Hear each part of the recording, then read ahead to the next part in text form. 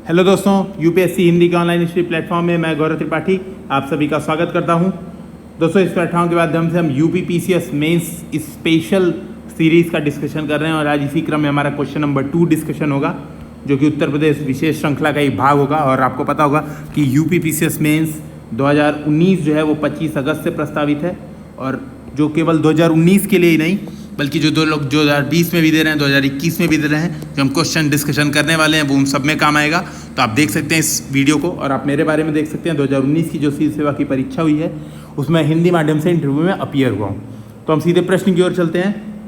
प्रश्न international relation संबंधित है, खास करके उत्तर प्रदेश के परिप्रेक्ष्य में इंटरनेशनल रिलेशन का जब प्रश्न आएगा तो आपको किस तरह से आंसर लिखना है।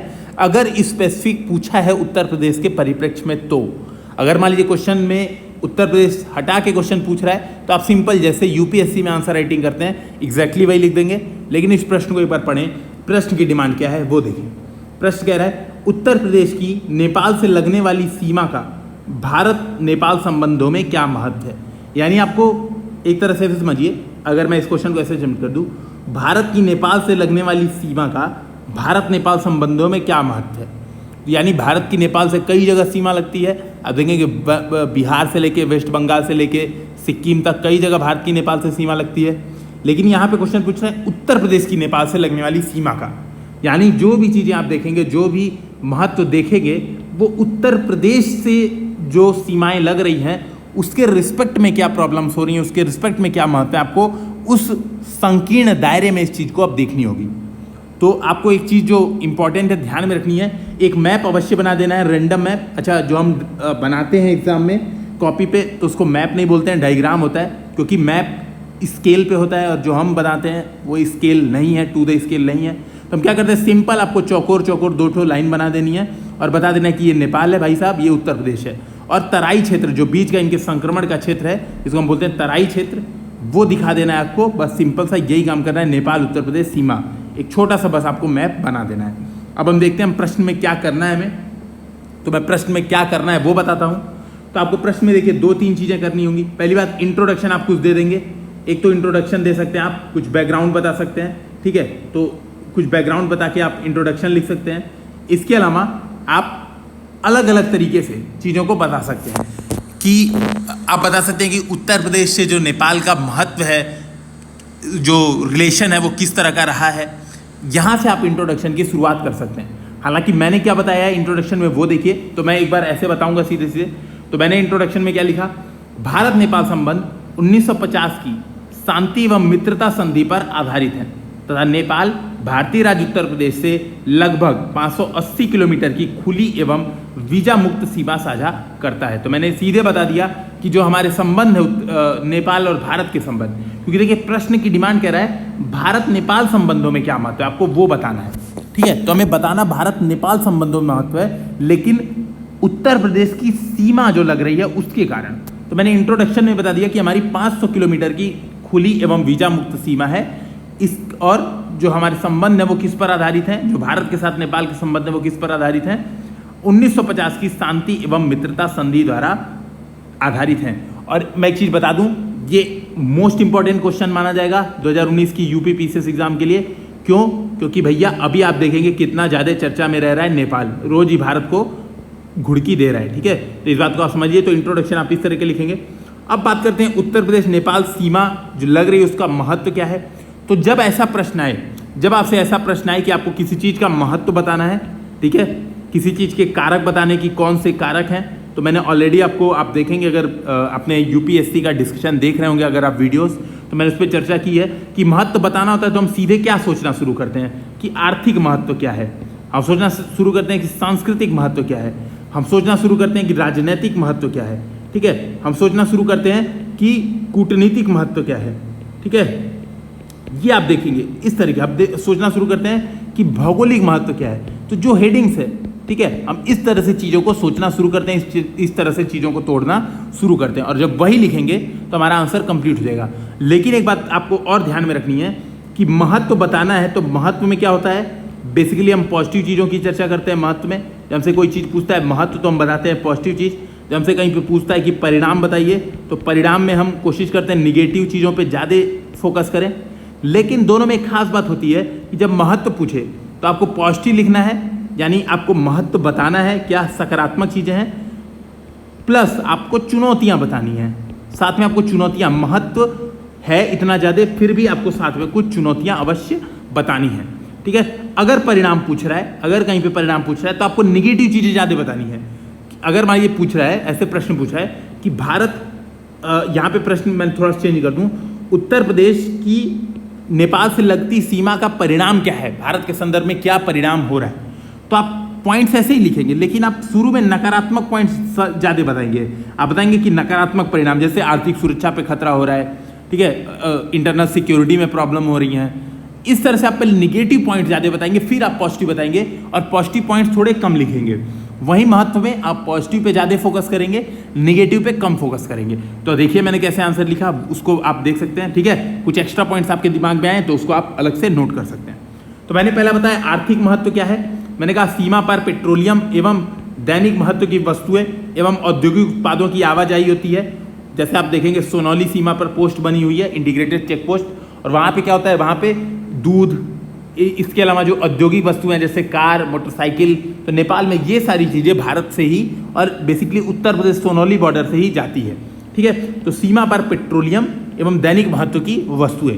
ठीक है, अगर मान लीजिए यहीं पर पूछता, केवल ये प्रश्न में उत्तर प्रदेश हटा के पूछता क्वेश्चन कि भारत नेपाल में जो खुली सीमा है उसका भारत नेपाल के संबंधों पे क्या प्रभाव है, तो यहाँ पर आप उत्तर प्रदेश की जगह आप चाहते तो एक मैंने बताया था पॉइंट, आप देखेंगे जो मैंने क्वेश्चंस ऑलरेडी डिस्कस किए हैं भारत नेपाल संबंध पर, यूपीएससी, जो यूपीएससी से रिलेटेड क्वेश्चंस हैं, और जो यूपीएससी का हमारा प्रोग्राम चल रहा है दैनिक उत्तर लेखन अभ्यास का, तो उसमें मैंने ऑलरेडी डिस्कशन किया है। आपने नाम भी सुना होगा, इवन एक पाइपलाइन है भारत और नेपाल के मध्य, अभी हाल में शुरू हुई है बिहार से। तो देखें, मोतिहारी अमलेखगंज पाइपलाइन का नाम है। ठीक है, तो मोतिहारी अमलेखगंज लिख देते अगर वो क्वेश्चन रहता, लेकिन चूंकि क्वेश्चन वो नहीं है, ठीक है, तो इस बात को ध्यान में रखिएगा, क्वेश्चन अब थोड़ा सा चेंज है। ठीक है, अब आपको उत्तर प्रदेश के परिप्रेक्ष्य में आंसर बताना है। अब दूसरा पॉइंट आर्थिक महत्व में, दूसरा पॉइंट क्या बता दूंगा, नेपाली श्रमिक मुख्यतः उत्तर प्रदेश के क्षेत्र में प्रमुख रोजगार प्राप्त करता है, इससे भारतीय उद्योगों की प्रतिस्पर्धा में वृद्धि होती है। तो क्या होता है, सीधी बात है, अधिक जो वहाँ के श्रमिक हैं नेपाली लोग, वो भारत में आते हैं रोजगार प्राप्ति के लिए। और भारत में आप देखेंगे, अगर आप अगर आप होटल में यूपी के होटल्स में चले जाएं, यूपी का जो बॉर्डर लगता है वहाँ के होटल्स में चले जाएं और आप देखें, वहाँ पे जाके बात करें, तो जो होटल में आप देखेंगे जो कर्मचारी है जो खाना बना रहा है, ठीक है, इसे इवन बहुत ज़्यादा वेटर्स, वो सब क्या है, वो मुख्यतः नेपाली मूल के आपको अधिकतर मिल जाएंगे। इवन जो उद्योग हैं, इसके अलावा जो सिक्योरिटी में आप देखेंगे कि सिक्योरिटी से जो एजेंसियां हैं जो सिक्योरिटी प्रदान करती हैं बैंक और इत्यादि में, वहाँ पर भी आप देखेंगे नेपाली मूल के लोग ज़्यादातर आपको मिल जाएंगे। ठीक है, तो यही बात आपको बतानी है कि इससे क्या हो रहा है, वहाँ के मजदूर भारत में आ रहे हैं, तो भारत के जो उद्योग हैं इनकी आर्थिक प्रतिस्पर्धा में भी वृद्धि हो रही है। तो आपने दूसरा पॉइंट बता दिया कि पॉजिटिव क्या आर्थिक महत्व हो रहा है। तीसरा पॉइंट आप बताएंगे सांस्कृतिक महत्व भी है, खुली सीमा है, ठीक है, उत्तर प्रदेश के साथ। और देखेंगे मैंने ये तराई रीजन इसीलिए दिखाया भी था, तो आप क्या बताएंगे, तराई क्षेत्र में मधेसी समुदाय का उत्तर प्रदेश के महाराजगंज, गोरखपुर जैसे समीपवर्ती क्षेत्रों से रोटी बेटी का संबंध है। तो आप देखेंगे वहाँ पर जो क्या कहते हैं, आप देखेंगे जो बॉर्डर एरिया, जो मधेसी क्षेत्र है खास करके, तो उत्तर प्रदेश के जो क्षेत्र हैं और जो नेपाल के क्षेत्र हैं, दोनों में मधेसी पॉपुलेशन तराई क्षेत्र में अधिक है, मेजॉरिटी में है, अच्छी खासी आप कह सकते हैं मधेसी पॉपुलेशन है। और इससे क्या होता है, सीमा के इस पार उस पार विवाह संबंध होते हैं। हालांकि अभी आप देखेंगे तो नेपाल में नागरिकता संशोधन कानून लागू कर दिया गया है हाल में ही, तो आप उस पॉइंट को चुनौती में लिख सकते हैं। ठीक है, फिर दूसरी बात, दोनों क्षेत्रों के प्रमुख पर्यटन क्षेत्र, उदाहरण के तौर पे अयोध्या जनकपुरी, ठीक है, अयोध्या भारत में है, उत्तर प्रदेश में, जनकपुरी नेपाल में है, इसमें एक बनाया जा रहा है कॉरिडोर बनाया जा रहा है, अयोध्या जनकपुरी कॉरिडोर। ठीक है, गोरखनाथ मंदिर जो उत्तर प्रदेश के गोरखपुर में है, इत्यादि सांस्कृतिक गतिविधियों के केंद्र हैं। तो दोनों क्षेत्रों में ये कुछ पर्यटन क्षेत्र हैं जो कि क्या है, सांस्कृतिक महत्व प्रदान करते हैं। उत्तर प्रदेश की जो खुली सीमा है उसका सांस्कृतिक महत्व संबंधों में 2 पॉइंट से मैंने बता दिया।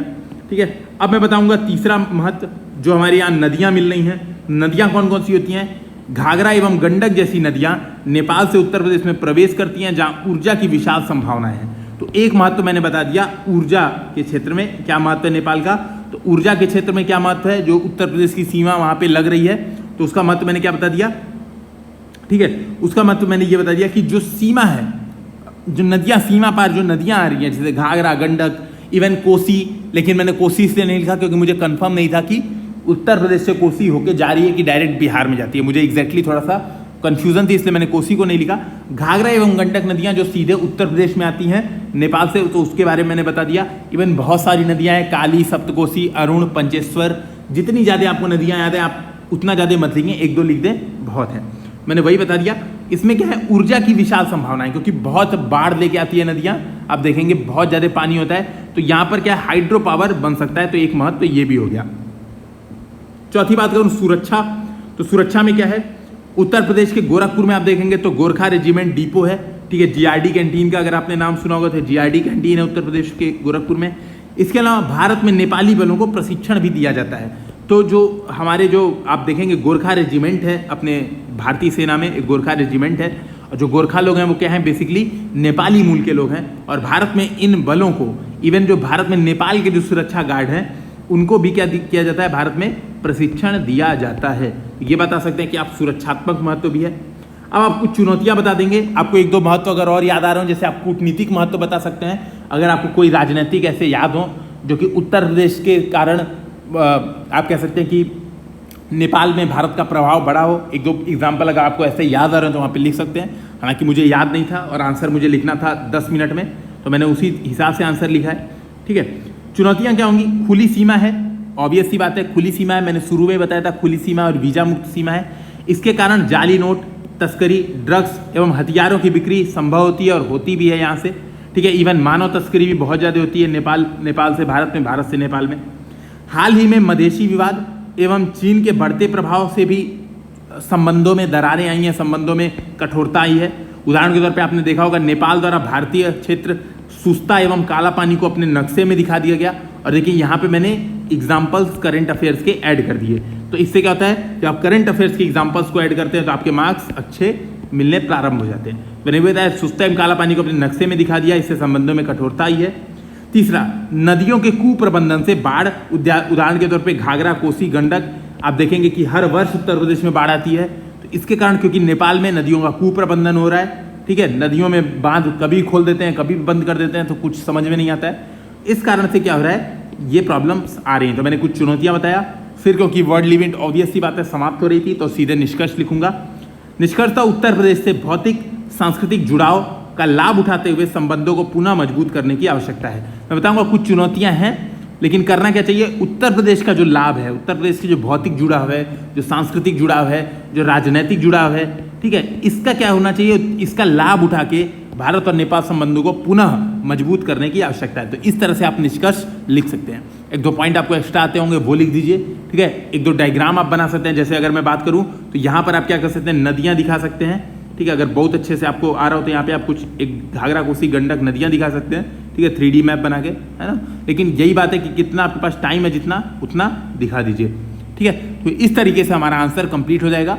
और मुझे उम्मीद है कि अगर आप इस तरह से आंसर लिख रहे हैं, देखिए एक बात को ध्यान में रखिएगा, 200 शब्द सीमा है यहाँ पर, आपके पास 200 शब्द सीमा है, तो आप परेशान मत होइए कि आप बहुत सारे पॉइंट मिस कर रहे हैं, ठीक है। एग्जाम में ऐसा होता है हमारे पास जनरली कि हमारे पास वर्ड लिमिटेड है, तो हम उसका उतना ज़्यादा यूज़ नहीं कर सकते, हम उतना नहीं लिख सकते। तो इस तरह से आप आंसर इतना लिखें, कंप्लीट है, कोई परेशान होने की आवश्यकता नहीं है।